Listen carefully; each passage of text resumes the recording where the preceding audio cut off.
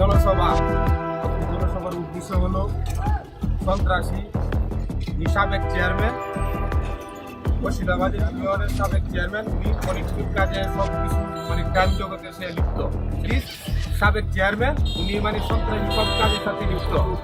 উনি মুটকি ভাঙ্গা, ইয়াবার ব্যবসা, যত ধরনের অনৈতিক কাজের সাথে সে লিপ্ত। তার আমরা দাবি একটাই, ছাত্র সমাজ থেকে আমরা সবাই একটা দাবি যে তাকে আইনের আওতায় এনে দৃষ্টান্তমূলক শাস্তি দেওয়ার জন্য। ইদ্রিস সাহেব তিনি সাবেক চেয়ারম্যান ছিলেন মুর্শিদাবাদ ইউনিয়নের।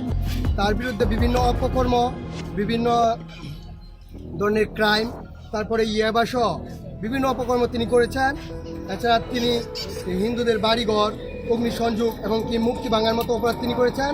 আমরা তার সুষ্ঠু বিচার চাই, তাকে গ্রেপ্তারের মাধ্যমে যাতে সুস্থ বিচারের আওতায় আনতে হয়, সেজন্য আজকের মানববন্ধন।